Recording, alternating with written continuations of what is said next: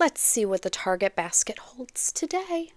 Oh my God, have you seen this week's episode of The Last of Us? Yep, I bought more.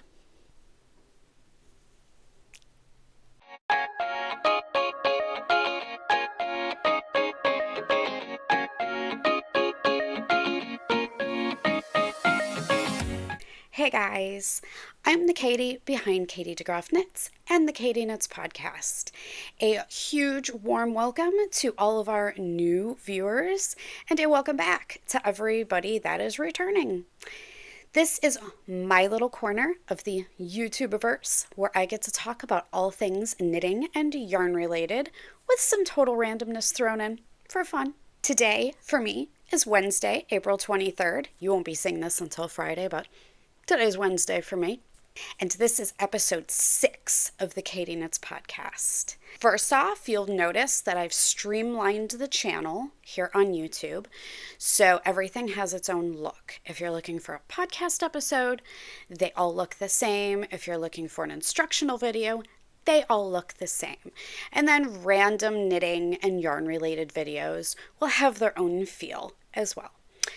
And then there's also quick bites if you just want some little shorts, instant gratification. I totally get it. They're there for you as well. So I tried to make everything look a little more profesh and nice and spit shine it just a little bit.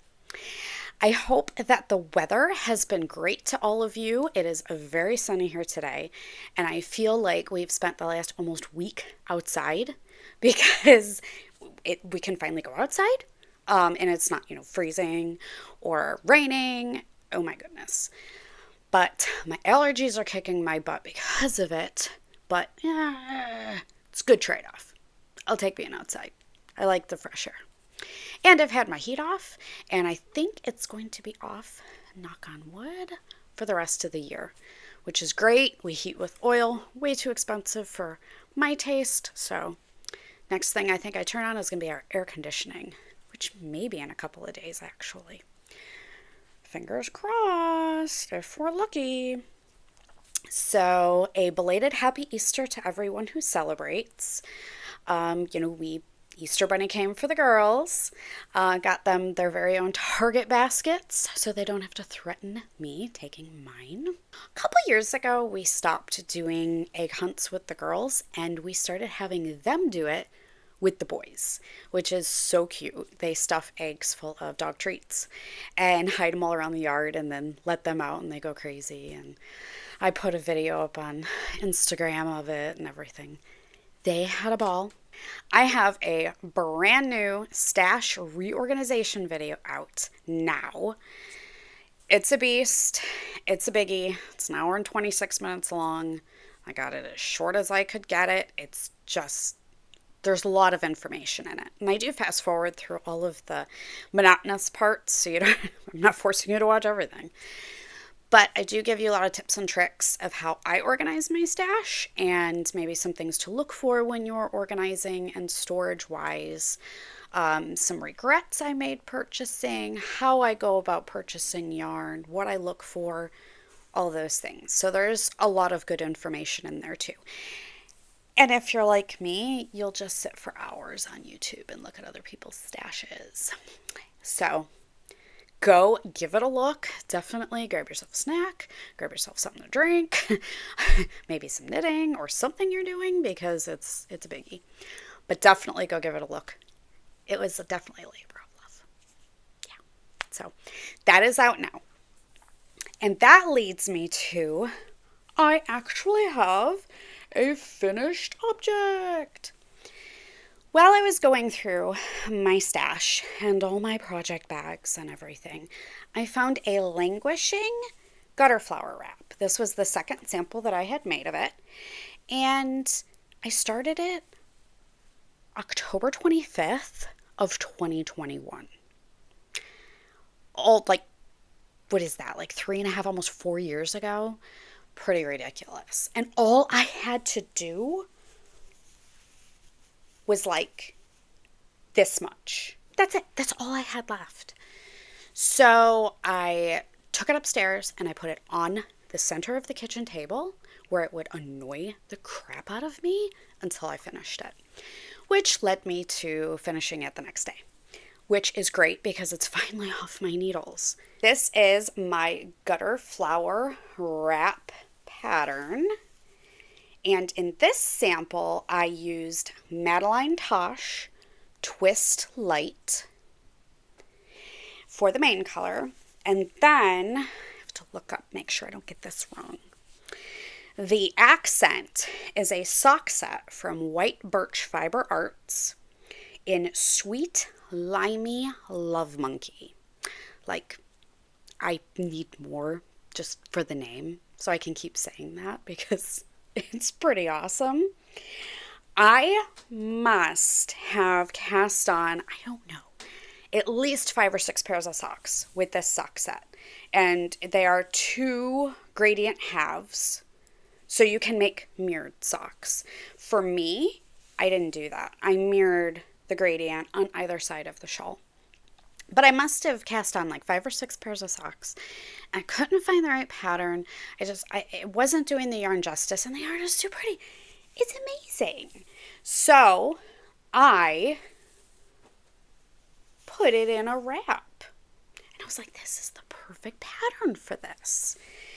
And while it was sitting on the kitchen table, waiting to be finished, Elizabeth saw it and loved it. She's like, that is beautiful. She loved the colors.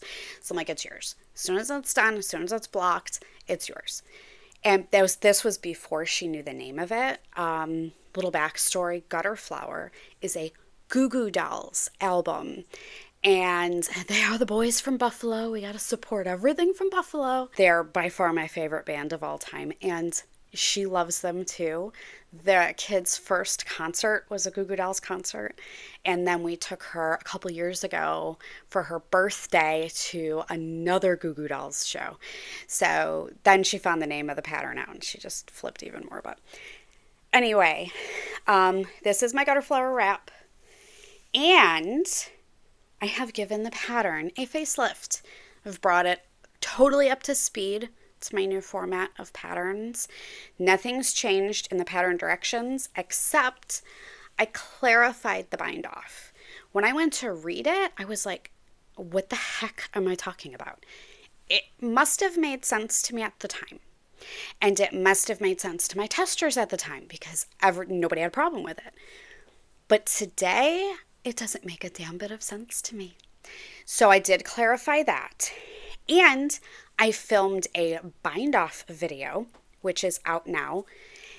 It's just a little bind-off that I came up with that for when the last row worked is a knit one, slip one row.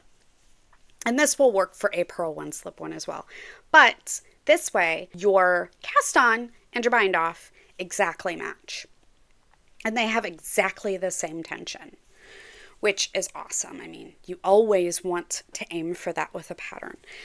So this bind off is what I use in here because there's a ton of knit one, slip ones. But this is a great wrap. It's huge. It's a big guy. So you can wear it double. You can just, wrap it all around and make it a giant chunky cowl. A lot of different options you can do with this one. But because I made the bind off video and I gave her a facelift, she will be 50% off both on Ravelry and Etsy until, make sure I get my date right, until Thursday. Where in the heck did I write it? Thursday, May 1st. So, both on Etsy and Ravelry, she's 50% off. The bind up video is out now. And if you've already purchased it, go check your Ravelry library for an update. If you purchased it on Etsy, shoot me a message. I'll send you the new pattern. Because Etsy does not have a way to send updates out, which I would love for them to fix. Because then I could sell my mystery knit-alongs on Etsy too. Unfortunately, I can't sell them until they are condensed in one file. And this is going to go be gifted to Elizabeth because she fell in love with it. Like I said, my allergies are kicking my ass. So water, for Katie for the win today. Teeny tiny preview. I finally blocked my playing favorites shawl. So, little teeny tiny sneaky peek. She will be out next week, Friday. And got some pictures of her yesterday. And I'm sure if you guys follow me on Instagram, you saw Beasley wearing it because he was just sitting there in his big oofy self, like, Mommy, dress me up.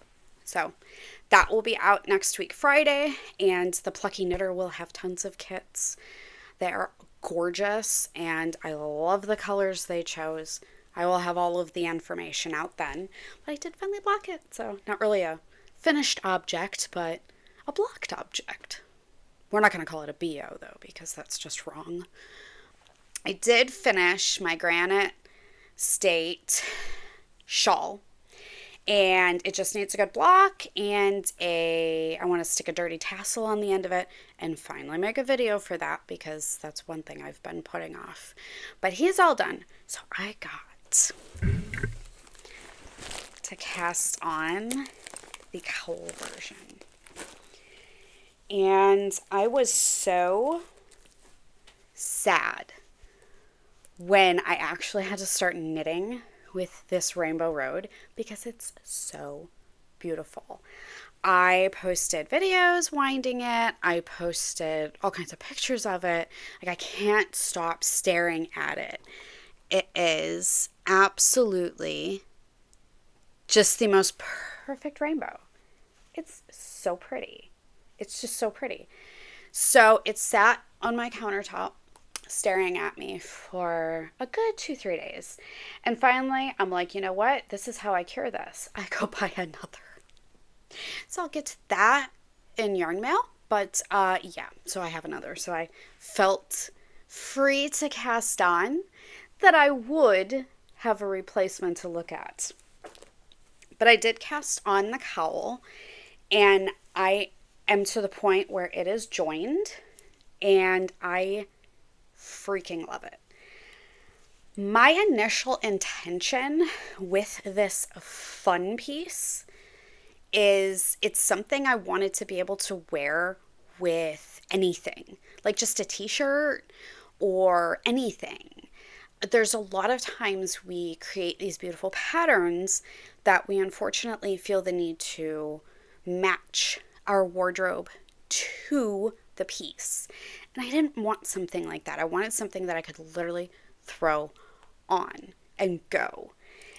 So I really and honestly think this is probably going to be my most worn piece. But there's her little start. And of course, I had to, let me get them in here. Stop jiggling.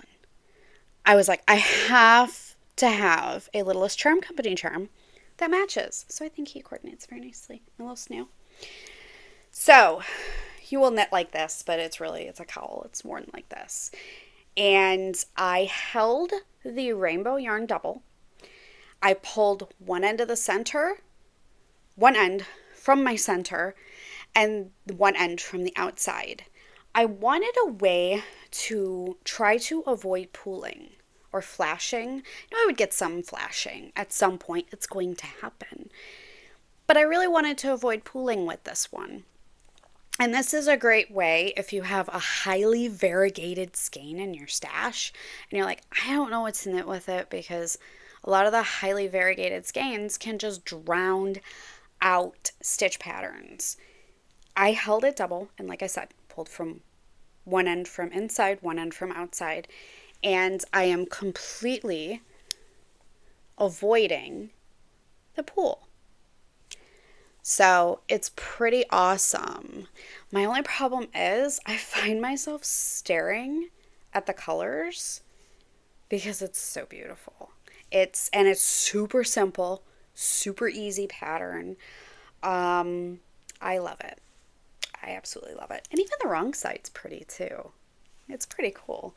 Elizabeth was looking at me working on it the other day and she saw the wrong side and she's like, that's really pretty. And I was like, that's the wrong side. I'm like, it's pretty too, but this is the right side. It will be a shawl shaped cowl, just like the Miracle Pill cowl that I'm wearing right now. I do not like bandana cowls.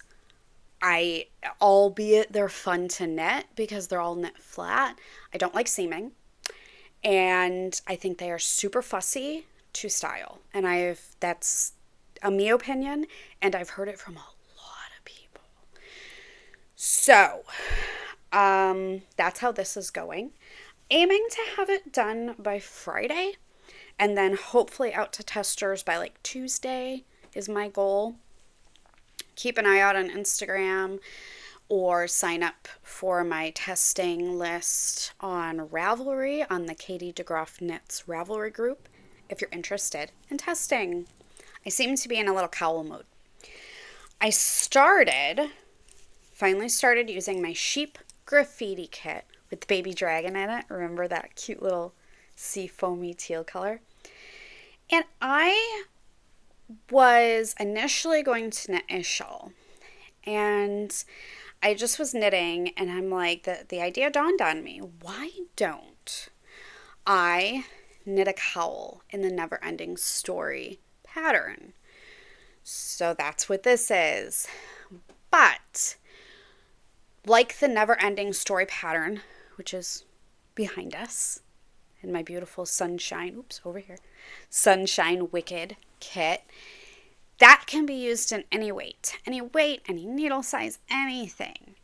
This one, because it's a cowl, is going to be yarn weight specific. So I'm going to have a fingering version, I'm going to have a sport/DK version, and then I'm going to have a worsted/Aran version. So this will be my first sample, and then I will work the other two. So hopefully that's going to be out soon. And of course I had to coordinate my Littlest Charm Company charm with it. Always, right? But Andrea from the Yarn Club and Sheep Graffiti, she's the one that dyed this yarn. She's from Virginia Beach, so I was like, I have to do something beachy.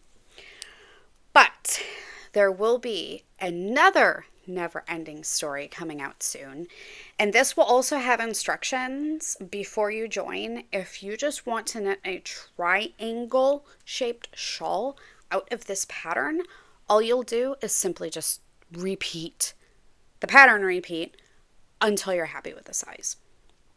So those instructions will be in there, and also the 3 different weights of cowl will be in there.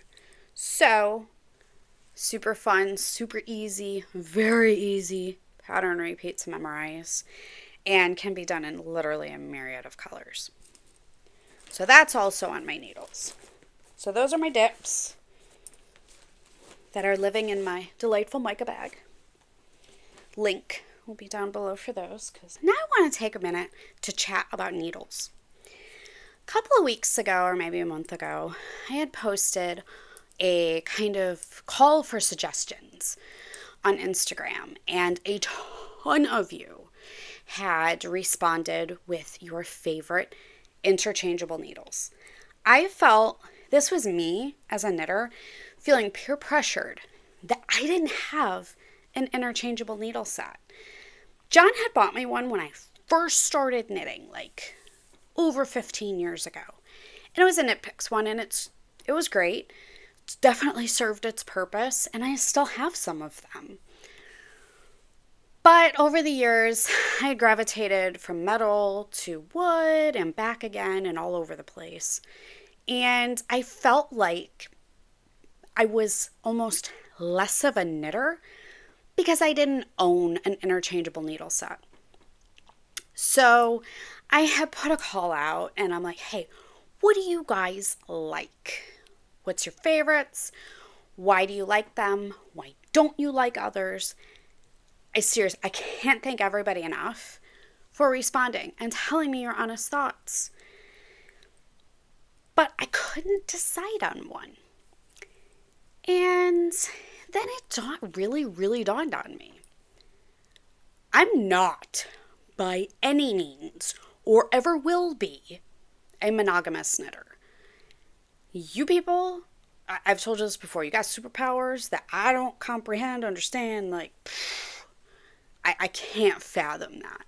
I think it's just the ADHD in me and the, anxiety that I just got to be doing a million things to function properly. But I will never be a monogamous knitter. I am monogamous in exactly 2 things in my life. My marriage, I love you, John, and my football team, go Bills. So I'm not monogamous in anything else. I have a wide variety of, even down to stitch markers, progress keepers, different types of knitting bags, yarn types and dyers. I have favorites, but I'm not monogamous in any of those. And I looked at the needles that I do have. And this came about because I do need to replace some of my needles and add some in other sizes, so I have more. And I'm just not a monogamous needle user either. I can't see myself using them in the terms of taking the needles off, putting stoppers on, and maybe using the needles for another project. I don't want to have to go look for my needles.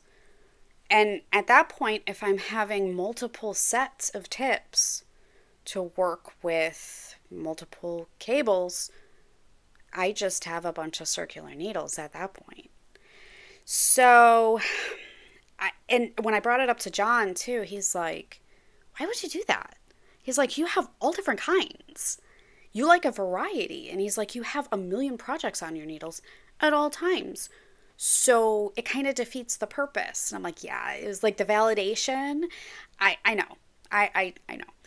I bought a ton of different types of needles. And during this process, my kind of overall favorite going into this is Knitter's Pride Dreams wooden needles. The joins tend to only last me like, I want to say 5 to 8 years, which is plenty enough. I mean, they're about $10 to $12 a piece, so you get your money's worth out of it. So I bought just a wide variety. Oh, anyway, back to why I brought up Knitter's Pride. I found out they merged with Knit Pro, because I'm looking like, where the heck are all the Dreams needles? And they're Knit Pro now. So if you see Knit Pro and you used to use Knitter's Pride, they're the same thing. Literally the same thing. Bunch of fixed circulars in brands that people had recommended for me to get a circular set. And I definitely found a standout that I do not like. Nobody recommended this, but I felt the need to just grab some bamboos. They're super cheap. They're like $4 or $5 a set in some of them. Some of them are more. But I do not like them. I only grabbed a couple, and like I said, they were cheap. They're brand new. I'm going to keep them, but I do not like these. I find that the tapered tips are too short. They're not as precise. I just don't love them. So for me, bamboo is a big negatory in my book. But I'm not a fan of bamboo. So I found that out. A new favorite of mine is Knit Pro has called Smart Sticks. And they have measurements on them. They have measurements on the cable, and they have measurements every inch on the needles. And the needles themselves are slightly longer. And they're like fun colors. It's like a fun like aqua, and they have different colors. I thought that was fun too. I really like these. Really, really like these. I do like Carbon's needles. Do like those too. So it's very similar in their composition. They have a nice tip. It is not super, super pointy, but it is pointier than, say, a Dreams needle. Good join. Very good join. Nice and smooth, but maybe if I do this, you can see every inch we have a measurement. I don't know if I'm ever going to use it, but it's kind of cool that it's there. And I really like the colors. Nice smooth feel. It's grippy, but not too grippy. I really like them. I can absolutely see myself buying a bunch of these. And what I should have gotten to in the beginning is what I'm wearing. I am wearing my Miracle Pill cowl. I did knit 2 of these. I have one in a chocolate brown and pink. And then this was my selfish version in this beautiful like lime green and slightly variegated background, both in spun right round. Very simple, very easy, just toss it on and go. But underneath, I got a t-shirt from Yarn Vogue. I'm a simple woman. All I need is my caffeine, coffee or tea, books, gotta have books, my pets, gotta have them. Beasley's laying over there, Micah's laying over there. Joey's sleeping on my spot on the bed because it's now his bed from the hours of 4:40 in the morning until like 7 at night. It's his bed. And of course my yarn. I gotta have my yarn. So I grabbed this. I had to have it. I was like, oh my goodness. So if you go on, shake myself out here. If you go on Yarn Vogue's website, and I'll link everything down below, they have a lot of cool knitting and crocheting designs. Very fun. So I'm probably going to grab myself a couple more hoodies or something. They do run pretty true to size. This is a small. I would like a medium. But I am losing weight, hopefully. Thank you, menopause, for screwing up my life. But, you know, we move on.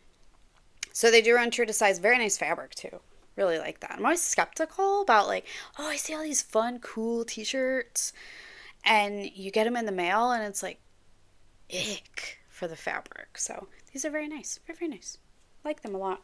They were on sale on my shop app. So I was like, I can do that. I think this cost me like $16 or something. It was not bad at all.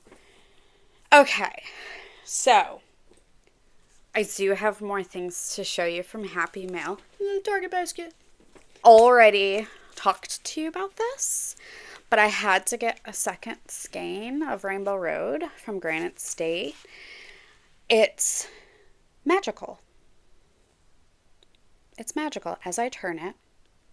Like just the tones of all the colors, and yeah, it's literally magical. And I told Lauren, I'm like, I'm gonna wind this, and it's literally gonna sit in a cake on my shelf as decoration because it's that beautiful.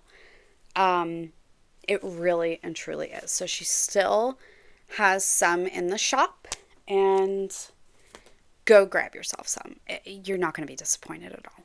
This is something super silly. They have blind bags for kids, and it's like you're literally buying a toy in a bag. You have no idea what it is. The blind aspect draws the kids in. They've gotten smarter over the years with them, and they have something called Miniverses, and they are resin-based crafts that kids can make. They can make food, they can make items, and typically they would come in balls, plastic balls, which you have no use for afterwards. They would never go together, they'd be a pain. What the heck are you going to do with them? So they'd all get thrown away. Well, I walk into Sophia's room and I see this little plastic vessel, we'll call it, little, I can't think of a better name for it, dish on her desk. And I'm like, where'd you get that from? And she's like, oh, that came in my Harry Potter Miniverse. And I was like, I need to have that. So I told him, like, next time we go to Target, you need to go grab me one. I gave the girls the Miniverse that was inside. I think they were cupcakes, cauldron cupcakes. They made them. But I'm like, I need this. And I don't know, I think I'm going to paint it. I think I'm going to maybe get some plastic spray paint and paint it. Either that or just cover it with stickers or something. I don't even know. But I think I'm going to put my charms in it. And that was the first thing John said too. He's like, where'd you get this? That's really cool. And he's like, you can put your charms in it? And I was like, maybe.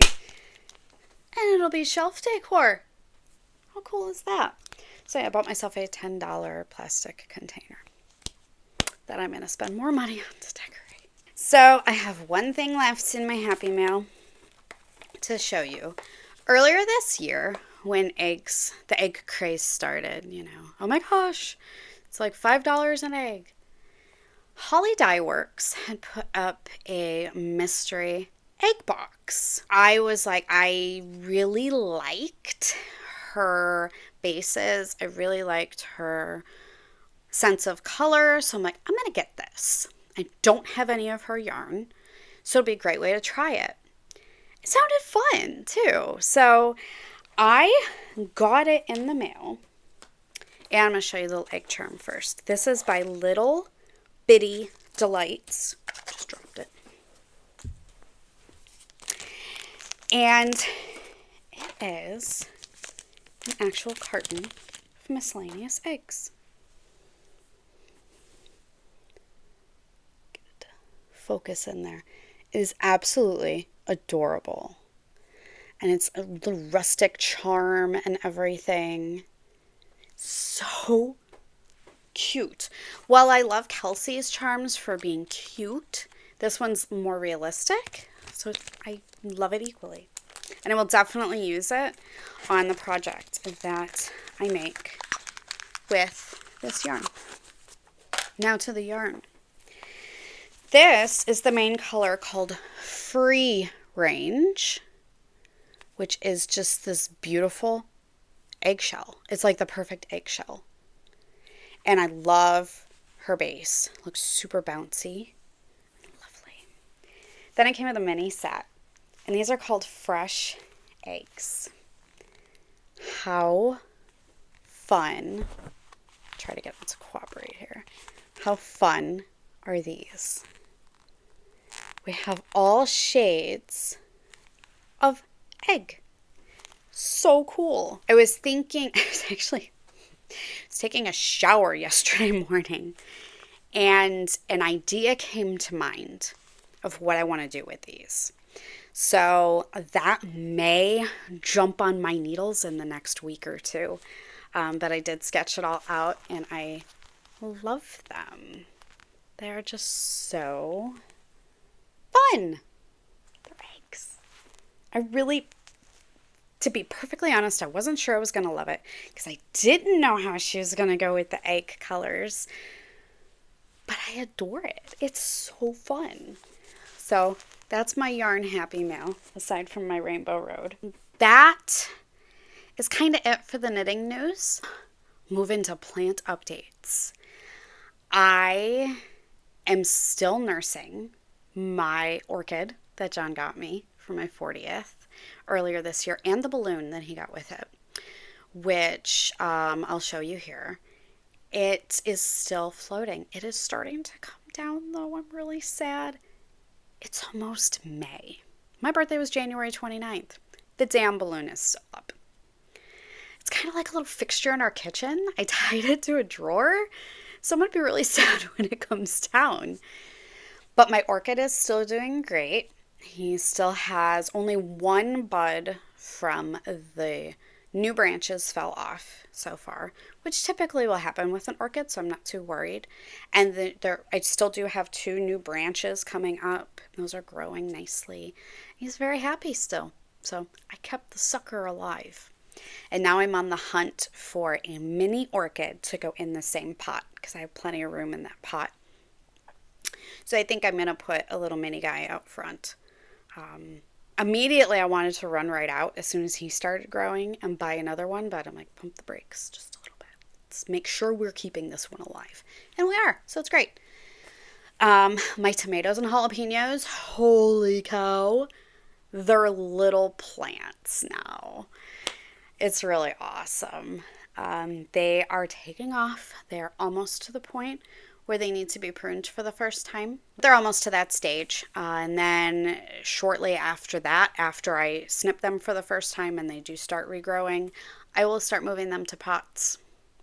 Start the transition to the windowsill. Now that it's nice and sunny and our temperatures have leveled out a bit, they can go in my windowsill. Oh, the girls are wrapping up school. So excited. Next week is their last week of actual school. And then they move into a week of state testing. Our state doesn't require it, but I've always done nationally normed testing ever since we moved from Virginia. It's just easier that way. And it'll be easier if they want to go to college or do anything in the future. But they get 3 weeks off after that, and I am very, very excited and looking forward to it. John will also be off. He's got a break between Skillbridge and when he actually starts working. It's like his terminal leave in between, Navy and civilian workforce life. So hopefully we don't murder each other. But he does have projects he's going to be working on. He's going to be working on his whiskey barrels and stuff. So we'll try to stay out of each other's hair as much as possible. And hopefully the kids don't get bored. I have given them so much stuff to do. But I do want to get my sewing machine out during that time. Do want to do that. John got me a really nice sewing machine for Christmas. So I'm kind of afraid of it a little bit. But I do have some projects I purchased and fabric. I was going to say yarn. Fabric that I purchased for them. So making the girls little makeup bags and stuff. But I will play with that and see. So I do have to talk TV. Survivor and Amazing Race are amazing. That sounds so redundant. But I can't remember, and I've been talking to a couple people about this too. I can't remember a year where they were ever both great every week. It's been awesome. And Extracted finished. We haven't watched the season finale of that yet. I do hope they bring that show back, but the families in headquarters drive me insane. Like, you're warm and you're fed and you just need to shut your mouth and get your family member their stuff, and they're all whiny babies. Like, oh my gosh, she's being mean to me. Like, I can't do it. They drive me insane. And so does Anna's husband on Amazing Race. We all want to literally reach through the TV and smack him. And everybody I talk to feels the same way. If you don't, I'm sorry, but I just want to smack him. And he may not be like that in real life. TV and pressure and everything that can get to you. Fine. I want to smack him. But The Last of Us, oh my gosh. We watch so many other things, like Handmaid's Tale is amazing for this final season. It really, seriously, truly is. For a final season of a TV show, it's great. It's amazing. But The Last of Us. I didn't even know it was coming out last week. I didn't even know it was coming back. And a friend of mine was like, oh, are you going to watch that tonight? And I'm like, I didn't even know it was out. I didn't even know it was coming back. So we didn't sit down until Monday. The kids did not watch the first season. So we just filled them up to speed, and they're watching the second season with us. And because everybody's like, oh my God, episode 2. Oh my God, oh my God. And even John's boss, who walked into work and he's like, did you watch it? And he's like, no, not yet. And it's not too late for us on Sunday nights. We're early birds. But anyway, shut my mouth. It's amazing. It's all amazing.